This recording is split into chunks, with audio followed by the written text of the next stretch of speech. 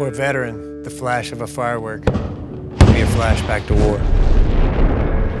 While you're looking for the cereal, he's looking for an ambush. Our soldiers are leaving one battle and coming home to another. We're fighting a war against veteran suicide, and we're losing. In fact, 22 veterans take their own life each day. I know because I was almost one of them. I was U.S. Army paratrooper, Green Beret, eventually in Delta Force. I did 40 months of direct action combat. But I didn't come back the same man who had left 2 decades before. Everyone says, we're glad you're home safe. I wasn't. And many of our veterans are not. They're still at war. So this is your mission. Help us claim the 22.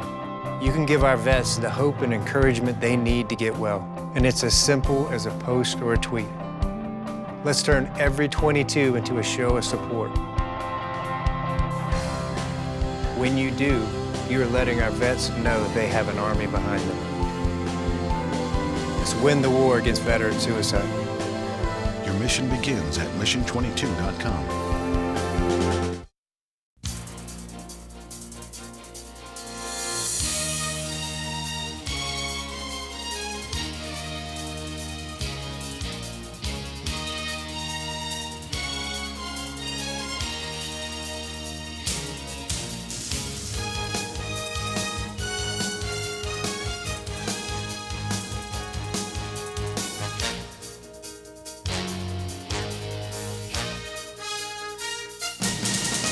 Good morning and welcome to You Be the Judge.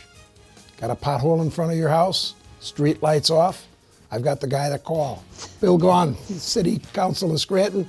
Bill, glad to have you on You Be the Judge. Oh, it's a pleasure. Thank you very much. You know, we were talking before the show about some ideas that you have that you want to bring to the city. And one of them was something that was done up in Boston, I think, by my old friend Tom Menino when he was mayor. Yes. Tell us about that. Yes, it's called Citizens Connect, and it's an application that you could use on your iPhone or Android. And basically what it is, it bridges the gap between government and citizens. Let's say, for example, Todd, you have a pothole in front of your house. What you would usually do is call the city of Scranton and they would say, well, we'll put it on the list. Now, if you had this application, which they have in Boston and other cities up and down the East Coast, you could take a picture of the pothole and send it directly to a DPW foreman or supervisor. You would create a work order inspection tracking ticket when the DPW would let you know what order you were in, when it was going to get filled, and when the pothole is filled, you will get a notification on your phone so that you know that it's finished. And that's just one of the things they could do. So I think it's pretty interesting, and it's something that I think the city needs to really look into. I've had conversations with the mayor and the DPW director about it. So it's something that I think we need to embrace technology more in the city. You know, it's kind of an interesting thing when you tell me you had a conversation with the mayor, because for years we had a council that refused to talk to the mayor, and the mayor refused to talk to council, and it is just such a pleasure to see the cooperation between the mayor and council over the last couple of years. Yeah, well, we, especially when I was running, the number one concern from people besides taxes was the level of professionalism that was shown at city council meetings. And the venom that was displayed between the mayor and the previous council was just astounding. Now I think we have people on council and in the mayor's office who are willing to work together. Obviously we're going to have our differences. That's what being in a democracy is all about. But we can sit across from a table and work together and talk together at all times. Taxes, big problem. I mean, I own a building in Scranton, own a building out in Greenridge, a home out in Greenridge, and just the taxes in the city are suffocating us. Yeah. And I know there's very little we can do about it because of our pension problems and others. What can you tell our citizens about what is happening on the tax front that may be helpful to us someday? Well, we just had a caucus with the mayor and the consultant that the mayor brought in, Henry Amoroso, and what's proposed now for next year is a 6% tax increase and a 4% tax increase in 2017. It's not going to be popular, but we are in such a hole, and as you mentioned, the pensions are a big concern for all representatives in the city and on the state level. So, it's difficult. We cannot continue to tax people to death, though, to get out of this hole. So it's something that we're all cognizant of. As I said before, it's the chief concern when I go to neighborhood meetings and all over the city, is people cannot afford the taxes in the city. So we have to make sure that we are definitely aware of that when we're preparing our next budget. The pension problem, if that were put under control, how would that impact our taxes? It's the number one concern. I think we could stabilize our taxes if we get our pension problem under control. Right now, there's an effort underway. The mayor had a press conference, I believe, 2 weeks ago, asking the unions and the pension board to turn the pensions over to PMRS, which is the Pennsylvania Municipal Retirement System. Just to give you an example, Harrisburg did that years ago. Their pension is 117% funded.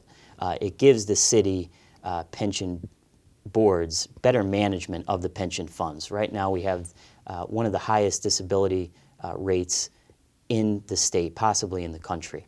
And we are the most severely distressed pension in the state of Pennsylvania.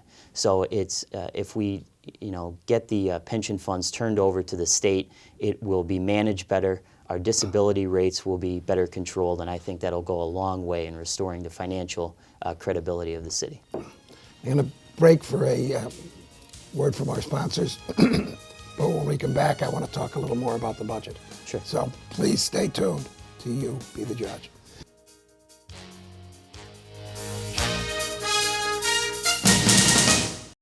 If you are disabled and unable to work, you may be entitled to Social Security benefits. In order to obtain benefits, you must prove your disability is severe enough to keep you from working. Social Security is financed through a dedicated payroll tax. If you have been paying taxes, then you have been paying into Social Security. And if you are no longer able to work, you've earned your rights to your Social Security benefits. Call the lawyers at O'Malley & Langen, representing Social Security claimants for a quarter of a century. Welcome back to You Be the Judge. My guest, City Councilman Bill Gaughan.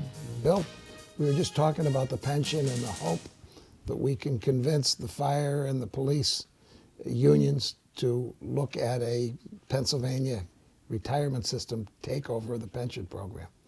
How would that benefit the workers? Well, it's their money. When they retire, they get that money. So and I've talked to people who are in the police union and the fire union. It's a major concern of theirs. They want to be able to retire and get that pension that they've worked their whole life for. If we go to PMRS and have them manage it, the funds are better controlled. I think the rate of return is 6%. Right now it's 8%. There's different controls that the state will have over it that the city and the pension board don't have. So, as I said before, the disability pension rate is just astounding. If you look at other municipalities throughout the state, they're nowhere near what we are at with disability pensions. So it's a real concern, and I think it's just going to be better managed, and the employees will be better off because they won't have to worry as much at the end of their career. The alternative, we don't do that. 5 years down the road, what's going to happen with those pensions?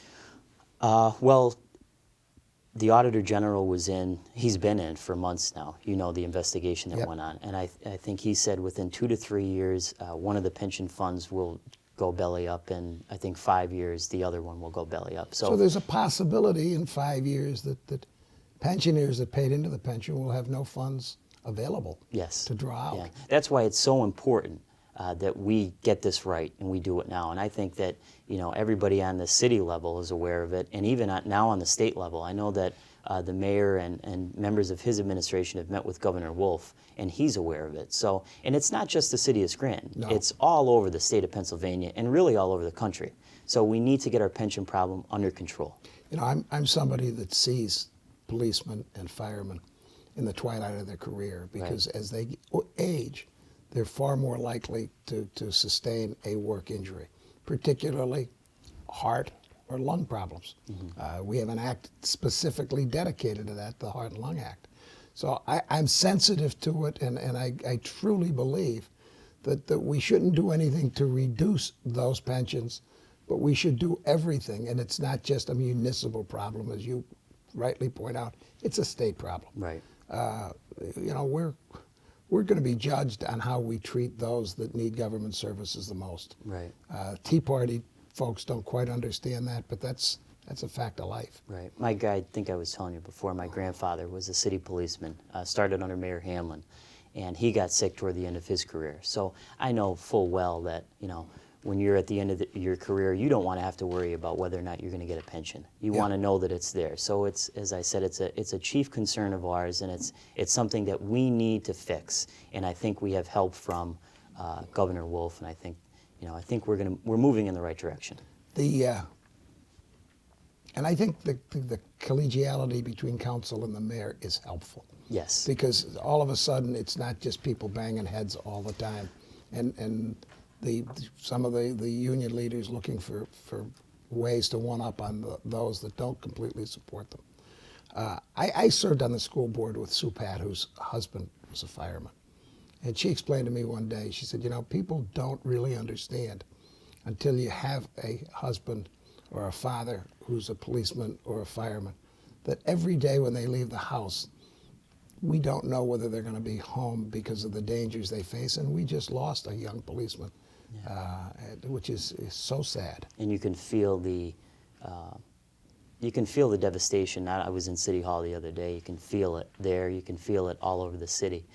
I didn't know Officer Wilding, but just from what people have said about him, I mean, what a courageous individual, what a great person, and what a tragic accident. And, you know, I just feel awful for his family and his children that they have to deal with this. Our condolences to the entire Wilding family, and our thanks for the service that he gave to the city for the period of time he was serving us.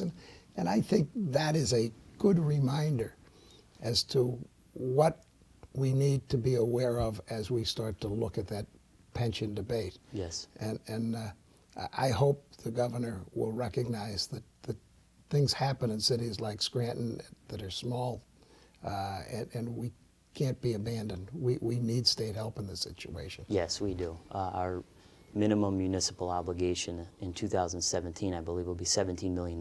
So we need help. But we also need to take care of our issues within the city. You know, we need to do things the right way. You know, but it's highlighted to the point now where if we don't fix it now, we're never going to fix it. So it's got to be done. It's got to be done the right way, and I think it will be. And you know, when you talk about the city, I'm optimistic. I own a building here. I bought it about 5 years ago. I knew when I bought it that I was going to have to pay a lot of taxes on it. But I'm optimistic that we have people that are committed to the city, and you just see things happening. Charlie Jefferson has done a great job. Arthur Russo done a great job taking buildings and moving them. And the Rinaldis over on Lackawanna Avenue done a great job. There's a lot of development downtown, and you know, I think we need to continue that. And it's funny that you mentioned that, you know, people, you know, need to be involved. I remember when I was running for city council, everybody would come up to me and say, why would you want to get involved now? With the way the city is, are you nuts?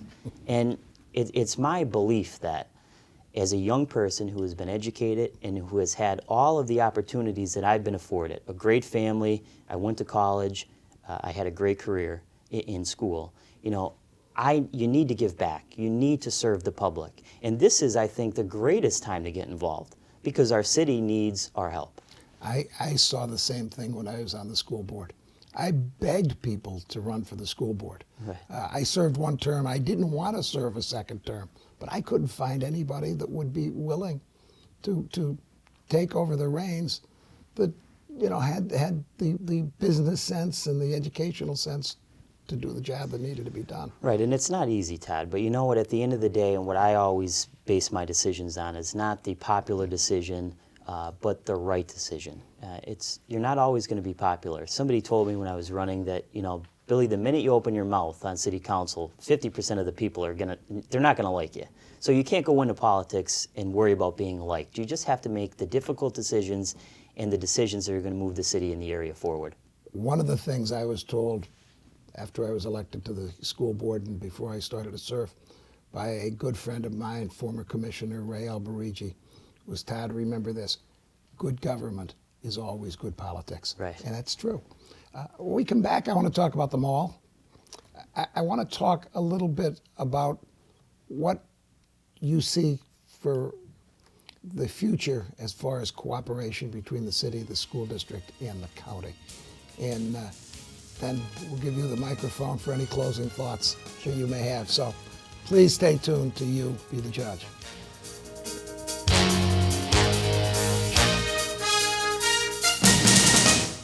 Todd O'Malley again. If you're hurt or sick, can't work, Social Security could be the answer. Grab your cell phone. Call the lawyers at O'Malley & Langen, 1-800-817-2667. And remember, we don't get paid unless you win.